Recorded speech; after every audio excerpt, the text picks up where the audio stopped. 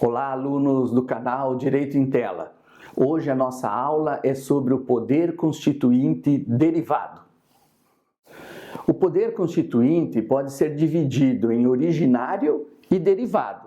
O poder constituinte originário, ou também chamado de primeiro grau, ou também chamado genuíno, é o poder que elabora uma nova Constituição, estabelece uma nova ordem jurídica fundamental para o Estado, em substituição à ordem jurídica anterior.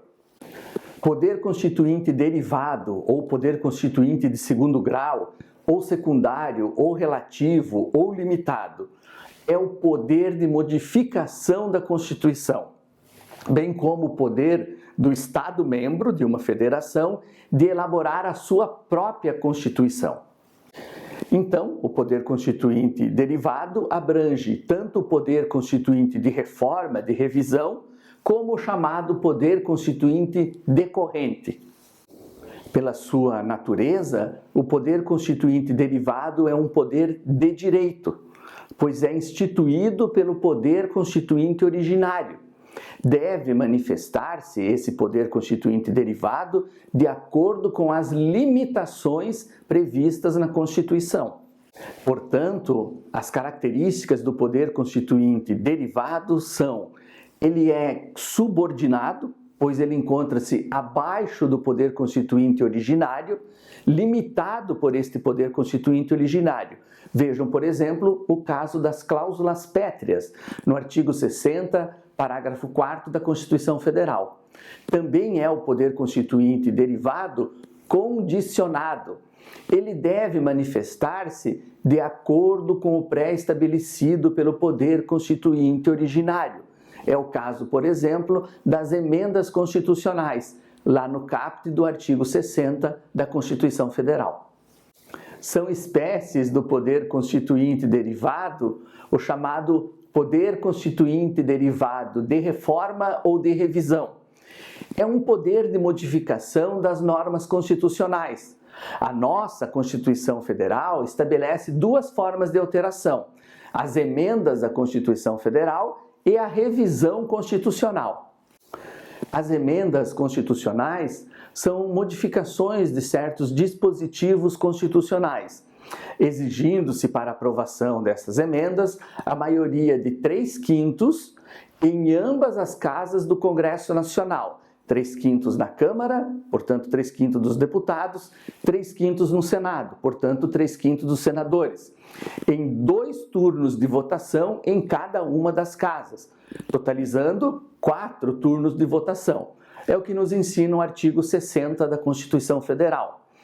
A iniciativa de proposta de emenda constitucional é conferida ao presidente da República, a 1/3 da Câmara dos Deputados, portanto 1/3 de deputados, 1/3 do Senado Federal, portanto 1/3 de senadores, e mais da metade das Assembleias Legislativas, juntando a Câmara Legislativa do Distrito Federal, sendo que cada uma delas irá manifestar-se pela maioria simples ou relativa dos seus membros.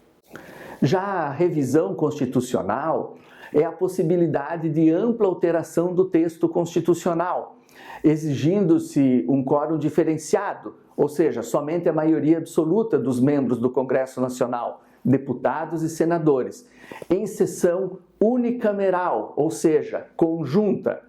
É o que diz, por exemplo, o artigo 3º do Ato das Disposições Constitucionais Transitórias. Essa revisão, para nós, já foi realizada 5 anos após a promulgação da Constituição Federal, portanto, em 1993, conforme foi estabelecido pelo poder constituinte originário. Poder constituinte derivado decorrente é o poder do Estado-membro de uma federação, Paraná, Santa Catarina, São Paulo, de elaborar a sua própria Constituição. A Constituição Federal de 88 atribuiu esse poder constituinte aos Estados Federados em seu artigo 25, estabelecendo os limites e a forma de manifestação no artigo 11 dos Atos das Disposições Constitucionais Transitórias. Cada unidade da federação, Rio Grande do Sul, Pernambuco, Amazonas, possui a sua própria Constituição estadual. O poder constituinte decorrente não foi estendido pela nossa Constituição aos municípios. Os municípios se regem por leis orgânicas, aprovadas pelas respectivas câmaras municipais, que deve obedecer, quando da sua feitura, o disposto no artigo da Constituição Federal e o disposto nos artigos da Constituição Estadual, do Estado, evidentemente, que pertencer àquele município. No Distrito Federal, onde fica Brasília, capital federal, é possível verificar a existência do poder constituinte derivado decorrente, porque, embora ela tenha competência legislativa de Estado e de município e seja regida por uma lei orgânica e não uma Constituição distrital, a Constituição Federal dá status ao Distrito Federal de Estado-membro em diversos artigos e, por exemplo, na Lei das Ações Diretas de Inconstitucionalidade. Na definição do professor Manuel Gonçalves Ferreira Filho, poder constituinte é a potência que faz a Constituição e, ao mesmo tempo, a competência que a modifica. Os limites do poder constituinte derivado. Sempre que for feita uma referência a limites de poder constituinte, vamos lembrar que sempre será ao poder constituinte derivado. O poder constituinte originário, como nós já vimos em outras aulas, é um poder absoluto, de fato, que não encontra qualquer limitação de ordem jurídica. O único tipo de limitação que existe é de cunho social, cultural, econômico, político, ideológico, é o que nós convencionamos chamar da cláusula de vedação ao retrocesso. E esses limites do poder constituinte derivado são estabelecidos pelo poder constituinte originário. São limites circunstanciais. Certas constituições não podem ser alteradas em determinadas situações de instabilidade política. Pretende-se que qualquer alteração na Constituição ocorra em plena normalidade democrática, sem qualquer restrição a direitos individuais ou à liberdade de informação, para que as consequências de eventuais modificações do texto fundamental sejam amplamente discutidas antes de qualquer deliberação. Vejam os seguintes exemplos. A nossa Constituição não admite emendas na vigência de intervenção federal nos Estados-membros, de estado de defesa ou de estado de sítio. Nessas situações, não é possível emendar a Constituição. Já a Constituição francesa não permite modificações em sua Constituição com a presença de forças estrangeiras em ocupação dentro do território francês. Essa norma lá da Constituição francesa é fruto da história da França, que teve sua Constituição desfigurada durante o período da ocupação nazista.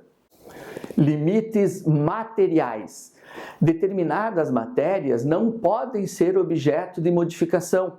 São as denominadas cláusulas pétreas, o cerne fixo da Constituição, a parte imutável do texto constitucional. Por exemplo, todas as constituições brasileiras entre 1891 e 1946 proibiam qualquer forma de emenda visando alteração tanto da República como da Federação.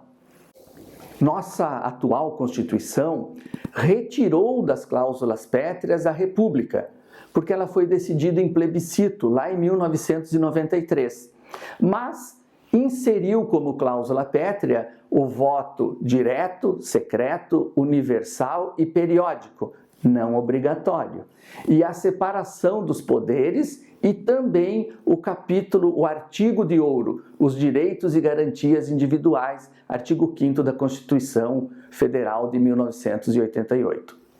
Essas limitações materiais, quanto a matérias que não podem ser mexidas, elas podem ser explícitas, como aquelas que já vêm enunciadas na própria Constituição, é o caso das cláusulas pétreas, ou elas podem ser implícitas, aquelas que decorrem de um sistema constitucional, como as que estabelecem o processo de alteração de normas constitucionais, ou as que fixam as competências das entidades federativas, estados, municípios e Distrito Federal. Limitações temporais. Certas constituições não podem ser modificadas durante certo período após sua promulgação ou só admitem aprovação de alterações de tempos em tempos, de forma espaçada entre uma mudança e outra. Por exemplo, a Constituição do Império, que admitia qualquer alteração somente 4 anos após ser outorgada. Limites procedimentais ou limites formais. A própria Constituição estabelece o rito a ser seguido para sua alteração. Esse procedimento deve ser rigorosamente obedecido, sob pena de inconstitucionalidade formal da norma aprovada.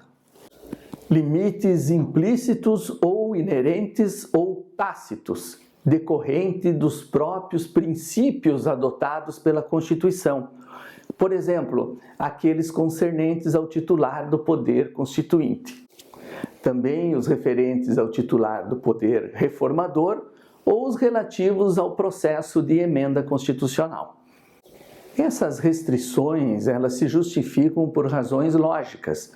Se pudesse ser mudado pelo poder de emenda ou ordinário, de nada iria adiantar estabelecer vedações circunstanciais ou materiais.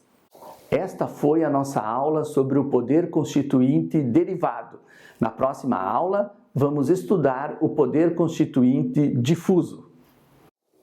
E então, você gostou? Foi útil para você? Se inscreva no canal Direito em Tela e nos acompanhe lá no Facebook e no Instagram. Vem ser feliz com a gente. Até a próxima!